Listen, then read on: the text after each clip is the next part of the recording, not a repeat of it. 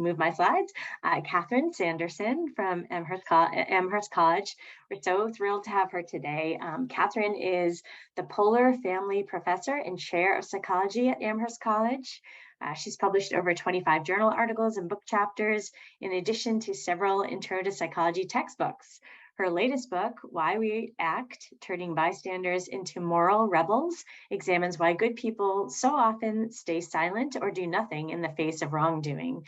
So we're thrilled to have Catherine here with us today to talk about embedding EDI throughout introductory psychology. So join me in welcoming Catherine. Thank you so much for the opportunity to be here. So I have taught intro to psychology for a long time. I got my PhD, immediately started teaching at Amherst College. It's the only job that I've ever had with health insurance. And I've taught intro psych, from the spring of 1998 was my first time. And I frankly thought I was pretty good at it. My evaluations were good. I have tenure and so on. And then after the pandemic hit, a number of things, frankly, happened within our department and within the country. I know that this will not be unfamiliar to any of you listening, but as my colleagues all tried to sort of grapple with how were we going to teach in this new, strange virtual environment, we watched with horror at the murder of George Floyd on behalf of a police officer as three colleagues stood around. And then that summer, and frankly, that spring and all year, many of our students of Asian descent reported feeling uncomfortable in all different environments and hearing about, anti-Asian slurs on public transportation and violence and so on. And so my colleagues and I frankly came together that summer of 2020, so just about 2 years ago now, and we recognized the power and potential of the discipline of psychology. At our school, like with many schools across the country, many students take intro psych. About half of our students at Amherst College take it each year. And we really sat down and said, what can we do within our course? And we worked together in a really exciting collaborative way to come up with a new version of intro psychology, which I'm going to share with you today. So I do not have particular expertise in pedagogy. I believe that the next speaker is going to give you a fabulous presentation that's really going to focus on the science of this. But what I'm going to talk about is what we've done at my school. And I'm glad to answer, questions. We will have time today. I'm also glad to have people reach out to me after, or if you're watching a video of this, and talk about it in other ways. But I'm basically going to talk about what we did and then how it could be adapted to all different kinds of schools across the country to virtual learning and so on. So what we did is we developed a framework in which we changed our intro psych class in 4 distinct ways, as I'll go through briefly today. So one, we developed a new set of learning goals. And here are the learning goals that we developed. And in particular, these were also done with the assistance of somebody in our CTL, Center for Teaching and Learning, who's excellent. So I want to give full credit when credit is due. So first, we wanted students to have an understanding, a mastery, of course, of psychological content, but we also wanted to have a particular focus on how the content that was developed didn't represent all voices, that we heard a lot from particular voices, basically, heterosexual, relatively wealthy white men from, particular parts of the world. And that in fact, many other voices were historically absent. So we wanted them to understand the core concepts and discipline knowledge and theories and research, but we also wanted them to do so with an awareness that this does not mean that these are the only voices that might have thoughts about basic core psychological principles. So a more sort of skeptical view on the knowledge that was being presented. 2, we wanted them to really understand the science, so that psychology is a science, and we wanted them to understand the scientific method and to be able to utilize skills in the scientific method. But we wanted to do so particularly with thoughts about diversity, equity, and inclusion. So understanding how particular research questions can be examined from different points of view, understanding how asking somebody, well, are you homophobic or sexist or racially biased? People are like, no, I'm not.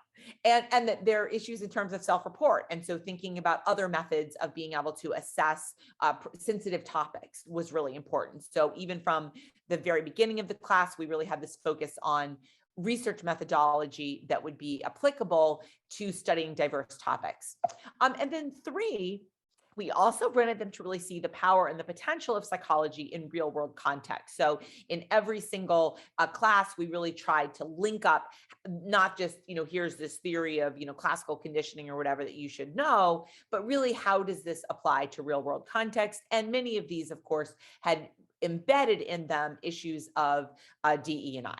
So we set these 3 learning goals that, again, all faculty members in my department who teach in the intro rotation, which is about half of us, bought into, and we developed these together as a set of core learning goals. So this was part 1. Part 2, we integrated DEI content throughout. So in every lecture, in every topic, we included DEI material. Now, I'm just giving you a couple of examples. So our students read a paper that people may be familiar with that looks at racial differences in terms of how teachers discipline young students. So this is a pretty famous paper that cues student race by their name, the student's name, and the sample was actually teachers. And so this is a way in which we are talking about perceptual confirmation, about self-fulfilling prophecy, et cetera, using a particular lens of looking at DEI to investigate, here are research methodologies. We talked about the shooter paradigm and showed them images and a little video looking at, okay, well, what do you see in somebody's hand and how quickly do you respond and see something? Does that change as a function of the person's race? So those are just 2 examples, but we talked about a range of different kinds of topics in terms of issues of the model minority stereotype of Asian Americans. We talked about issues of gender stereotypes. We talked about issues of racial stereotypes, stereotypes about poverty, and so on. So basically trying to have in every single lecture material that helps students connect sort of what they were learning in terms of classic theories and research in psychology to how that might apply more broadly in terms of people from different backgrounds, experiences. 3, and this was probably the trickiest. So the first 2, I'll say, many of you listening might be like, yeah, I could do that. And, I could adapt those learning goals. And yeah, I could, throw in some content here and there. But the 3rd thing we did was perhaps the most impactful. And this is that we created space for what we call DEI focused discussions. So we actually chunked our course into 3 different units. And at the end of each unit, we included DEI focused discussions with smaller groups. So at my school, intros taught to about 50 students. We then would bring in half of the students for the first half of class and the other half for the second half of class and have a specific discussion that focused on some kind of a DEI topic. They would have read an article and they then discussed this article. What are the strengths? What are the limitations? What are the implications? And so on in these small group discussions. Now, this was really difficult initially because we had to create what is accessible content for, first year. For us, it's largely first year students to engage with. We had to come up with a set of discussion questions. And we were really doing something different because it was not just sort of lecturing from a PowerPoint, but it was really having them engage in depth in terms of these discussions about DEI focused content. So this required us, in fact, cutting a little bit of material to make space for this. And I can talk about ways in which we did that.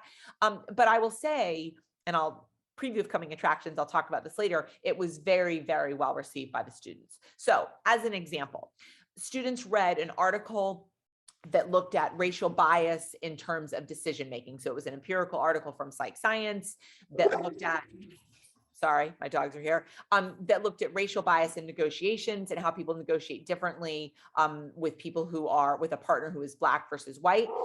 They then read a New York Times article. This is from a couple of summers ago, but it looked specifically about how home appraisers appraise houses differently if they believe a Black person owns a house versus a white person owns a house. This was like a front page article in the New York Times. So it's, again, very, very accessible. And so students read the empirical scientific article. They read this New York Times, popular press article, and then they answered a series of questions in these DEI focused discussions. So literally, here are the questions that we use for this one.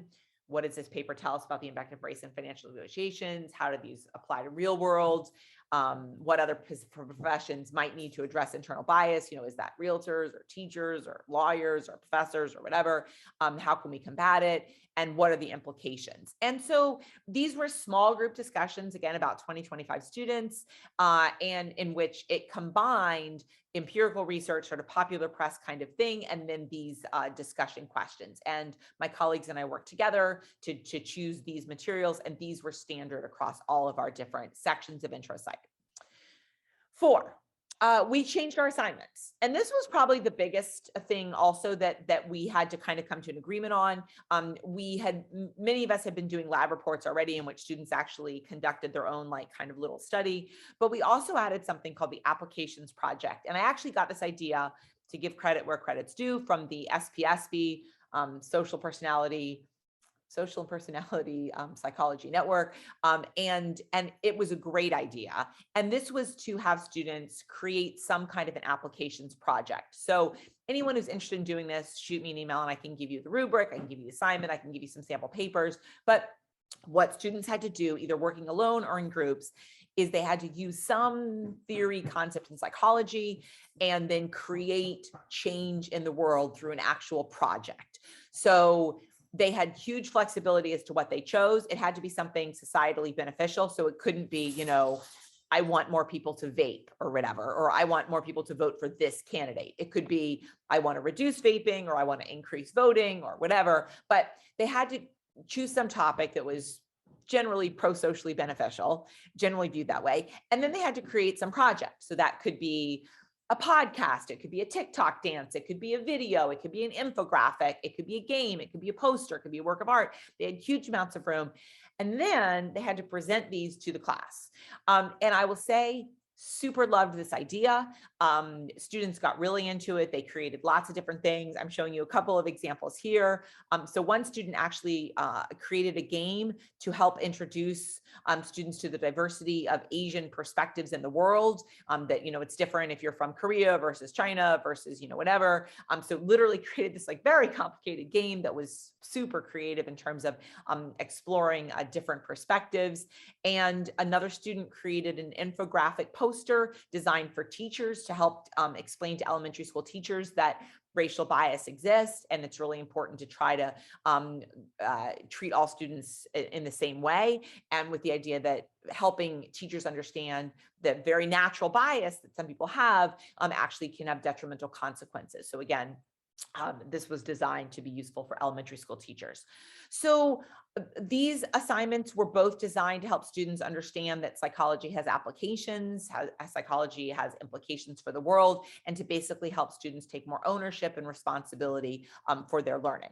I'm now going to show you a little bit of a complicated slide, which is how the scope of this course worked. So again, this is actually predates the pillar model developed by the APA, but we will tweak it according to the pillar model. But basically what we did again was introduce them to research methods. Then there was a little discussion. Then we talked about unit 2, so issues in neuroscience, sensation, and perception. Then we had another discussion.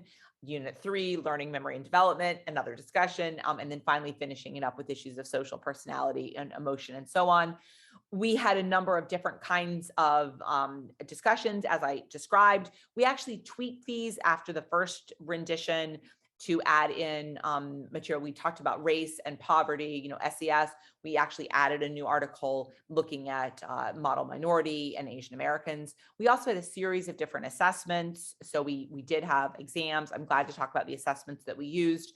And then we had distinct different kinds of assignments. They had to critique an article, then to do an applications paper / project, and then finally conduct some kind of independent research.